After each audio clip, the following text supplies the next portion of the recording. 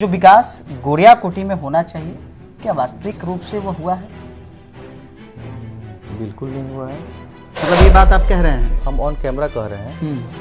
तो उनके पास हॉस्पिटल के लिए ज़मीन नहीं हो तो हम अपने पास हॉस्पिटल की ज़मीन देंगे। सरकारी ज़मीन नहीं हो तो अपनी ज़मीन देंगे। मतलब हनी वर्मा ये बात को कह रहे हैं कि अगर इस क्षेत्र में लोगों के लिए आप हॉस्पिटल तक अगर इस देने के लिए रेडी अगर हैं, इस क्षेत्र आप जब यहाँ से विधायक बनते हैं तो गोरिया कोठी के लिए सबसे पहला काम क्या करेंगे?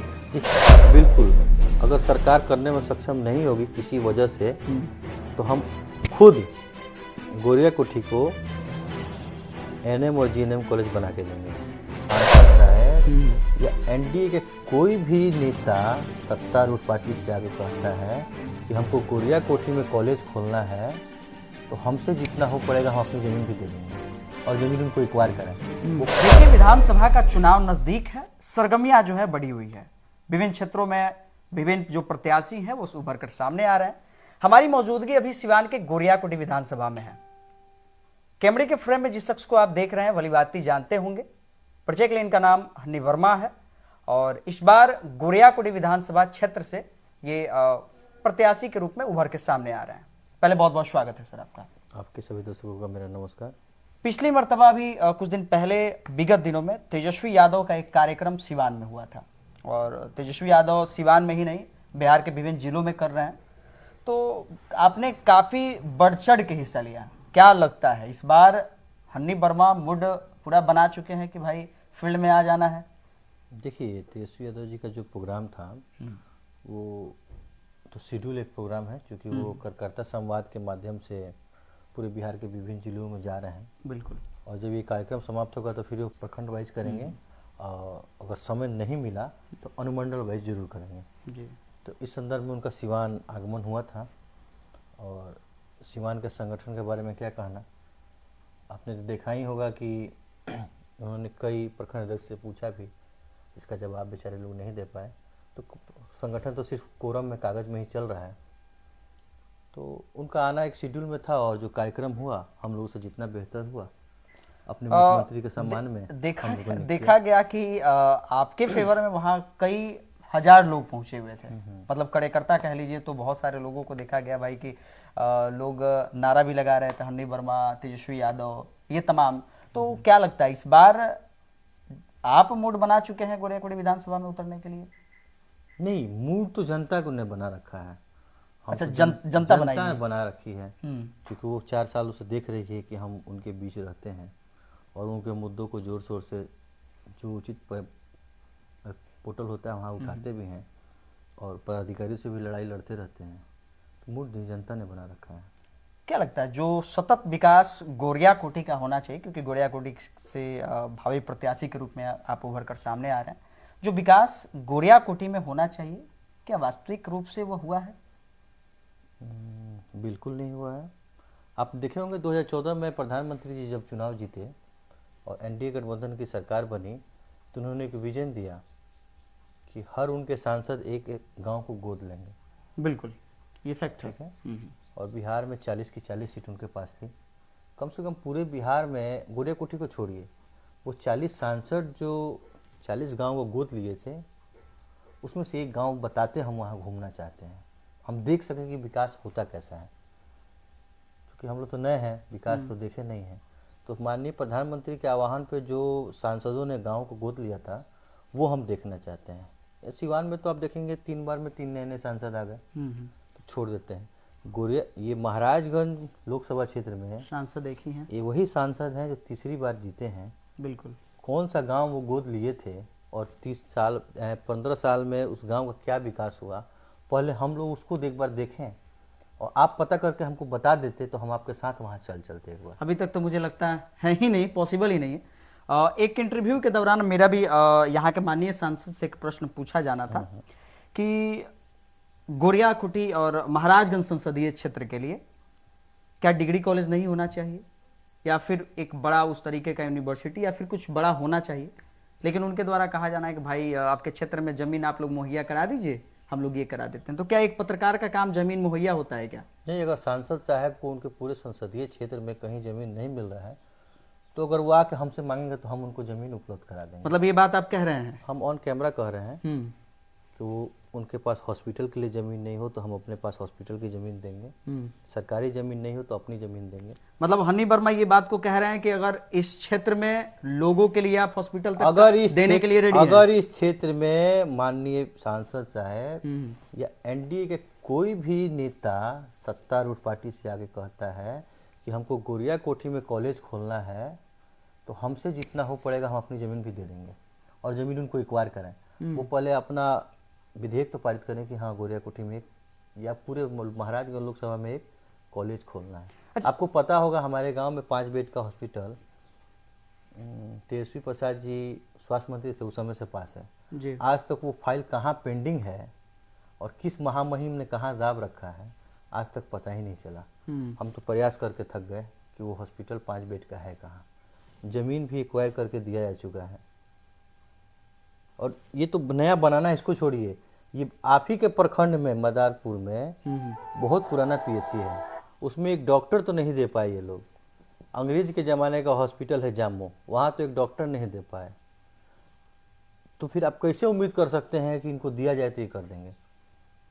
अच्छा, क्या लगता है वर्तमान जो स्थिति है गोरिया कोठी का, गोरिया कोठी देखा जाता है तो यहाँ पर मामला जो है इस प्रकार चलाया जा रहा है कि यहाँ से बैकवर्ड को टिकट दे दिया जाए तो ये जो टिकट है वो लूज कर जाएगी, या फिर फॉरवर्ड को दे दिया जाए तो ये टिकट जो सीट जो है वो निकल जाएगी। तो क्या है समीकरण गोरिया कोठी का, क्या लगता है इस पर, कैसे आप देखते हैं इस चीज़ को? समीकरण मतलब आपका सवाल ही नहीं समझा। मतलब देखा जाए तो गोरिया कोठी का जो समीकरण है इसमें लोगों का कहना रहता है कि अगर यहाँ से राजपूत कैंडिडेट को अगर टिकट दिया जाए तो ये टिकट सीट को ये निकाला जा सकता है। कैसे? आप देखे होंगे पूर्व विधायक जब राष्ट्रीय जनता दल के टिकट पर चुनाव लड़े तो उनको जितना वोट मिला उससे मेरा वोट परसेंटेज ज़्यादा था। बिल्कुल। और विधायक होने के बाद जब वो निर्दलीय चुनाव लड़ते हैं तो उनको 1700-1800 वोट मिलता है। तो ये बात आप कैसे कह सकते हैं? ये क्वेश्चन ही गलत है। यहाँ अगड़ा बनाम पिछड़ा की लड़ाई हुई है और होगी और होती रहेगी। मतलब गोरिया कोठी की बात आप कह रहे हैं तो फॉरवर्ड वर्सेस बैकवर्ड की आप बात कह रहे हैं? नहीं, फॉरवर्ड वर्सेस बैकवर्ड की बात नहीं कर रहे हैं। जो अभी वर्तमान में विधायक हैं जी, उनके पिताजी विधायक, उनके दादा ही सांसद रहे हैं, बात सही है। और जब उनके दादा ही सांसद हुआ करते थे तो कांग्रेस पार्टी से ही हुआ करते थे। जब वो लोग कांग्रेस पार्टी में थे तो कांग्रेस पार्टी अच्छी थी जी, सामाजिक न्याय की बात करती थी। और आज वो बीजेपी में है तो कांग्रेस के प्रत्याशी को गाली देते हैं। लोकसभा से कांग्रेस के प्रत्याशी थे। महाराजगंज गोरिया कोठी चुनाव में कितनी बड़ी धांधली हुई, मारकाट मचा, प्रत्याशी को मारने की कोशिश की गई कि छुपा हुआ है, जबकि उन्हीं के समाज के थे। तो यहाँ अगड़ा ये किसी कोई समीकरण नहीं है। यहाँ राष्ट्रीय जनता दल और बीजेपी, मतलब गोरिया कोठी की अगर बात की जाए तो बस राजद वर्सेस बीजेपी ही होगा, दूसरा कुछ नहीं होगा।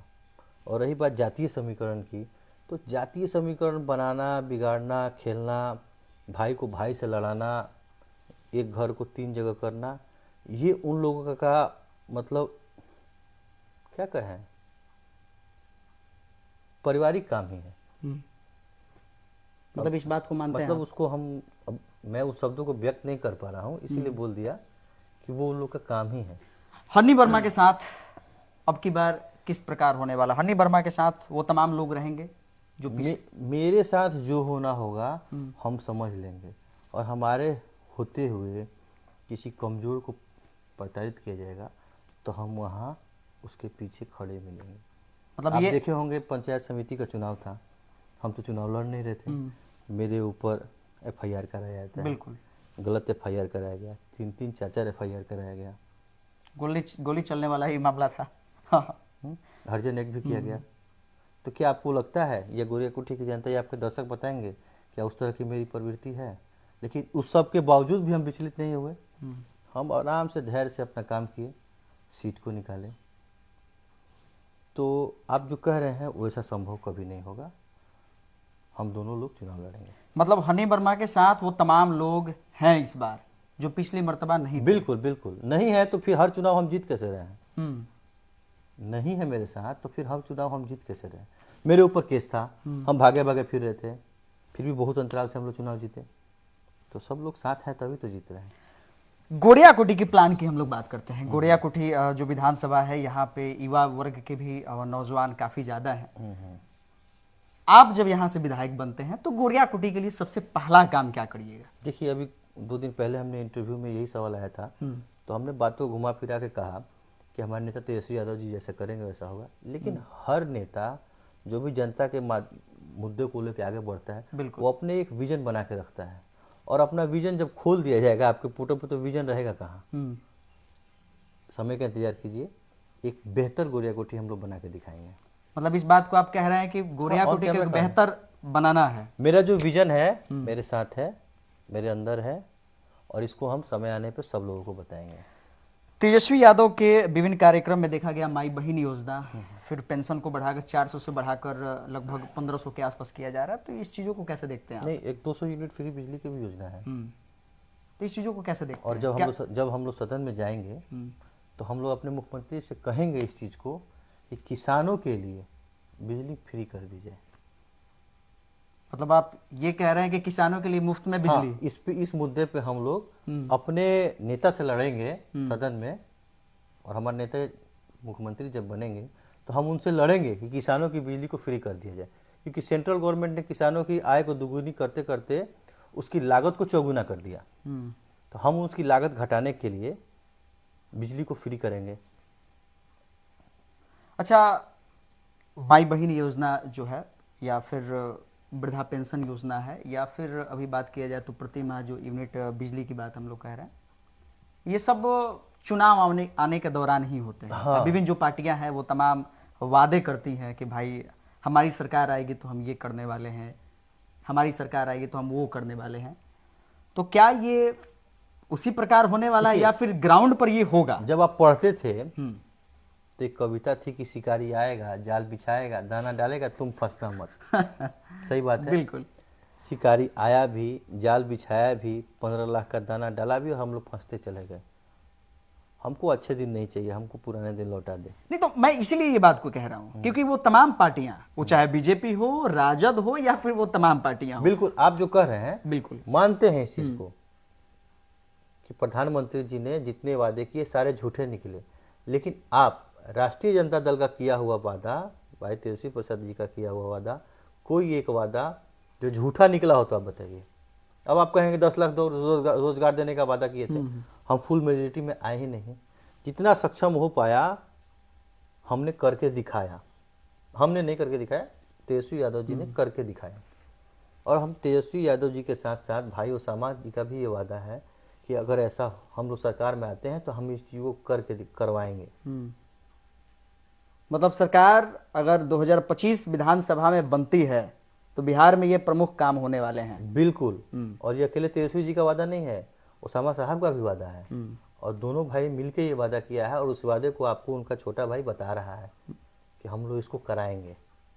गोरिया कुटी के विकास पर हम लोग बात की, लेकिन गोरिया कुटी का जवाब हमें मिला नहीं। क्या आपको जवाब नहीं मिला? गोरिया कुटी के लिए हन्नी वर्मा क्या करने वाले हैं भाई? क्योंकि देखिए, ये एक विजन है, और इस विजन को हम लोग नहीं कह सकते हैं, क्योंकि जब सत्ता में जाया जाएगा, ठीक है, तो सरकार की जो महत्वाकांक्षी योजनाएं होगी उसको हम लोग लागू करेंगे। और रहा बात रोजगार का और शिक्षा का, स्वास्थ्य का, हम उसमें बहुत बेहतर करके दिखाएंगे। और ये हम इसलिए नहीं कर रहे हैं कि हमको चुनावी जुमला देना है, हमारे बाप दादाओं ने भी करके दिखा दिया है, ठीक है, तो उनके विजन को हम लोग पूरा करेंगे। आपके एक पड़ोसी विधानसभा है बैकुंठपुर जी, वहां पर जाइएगा तो वहाँ की स्थिति जो है, वहाँ के आसपास में पॉलिटेक्निक कॉलेज भी है, ITI कॉलेज भी आसपास, तमाम विधानसभा के हम स्पेशली बात करते हैं, तो क्या ट्रामा सेंटर भी है, तो वो तमाम चीजें वहाँ हैं। और हमें काफी अच्छा लगा भाई कि एक विधानसभा में ये होना, मतलब शायद हमें लगता है कि स्वास्थ्य क्षेत्र में या फिर एजुकेशन क्षेत्र में उस क्षेत्र को काफी आगे बढ़ाता है। बिल्कुल। लेकिन गोरिया कोठी में अभी तक ये सब देखने को नहीं मिला है, तो क्या उम्मीद किया जाए? उम्मीद क्या किया जाए? बिल्कुल होगा। बिल्कुल होगा। 100% आप कह रहे हैं कि हमारी सरकार आएगी भाई, और इस बार अगर हम गोरिया कोठी से चुनाव जीत कर जाते हैं तो पक्का होने वाला है। बिल्कुल। अगर सरकार करने में सक्षम नहीं होगी किसी वजह से, तो हम खुद गोरिया कोठी को NM और GNM कॉलेज बना के देंगे। चलिए भाई, ये पहली हम खुद बना के देंगे। ये बहुत बड़ी बात ये कह रहे हैं, और हमें लगता है कि एक बार इन तमाम मुद्दों पर बात होनी चाहिए। के बाद पहला काम हम, अगर सरकार की अपनी बहुत मजबूरियां होती हैं, जीतते ही 1 महीने के अंदर हम खुद उसका शिलान्यास कराएंगे। चलिए भाई, बहुत बड़ी बात आप बोल रहे हैं। हमारे तरफ से भी इसके लिए बहुत बहुत शुभकामनाएं भाई कि आप आगे चलिए, आगे बढ़िए, और उस बार भी हम इंटरव्यू आपका करेंगे। बिल्कुल। चलिए, इस तमाम रिपोर्ट के बारे में आप तमाम लोग क्या सोचते हैं, क्योंकि हमारी मौजूदगी अभी सिवान के गोरियाकुटी विधानसभा क्षेत्र में थी, और विधानसभा चर्चाओं को देखकर आप तमाम लोग क्या कुछ कहते हैं। बाकी परिचय के लिए मेरा नाम विवेक है और आप मुझे अपना बिहार प्लेटफॉर्म पर देख रहे हैं। बहुत बहुत धन्यवाद।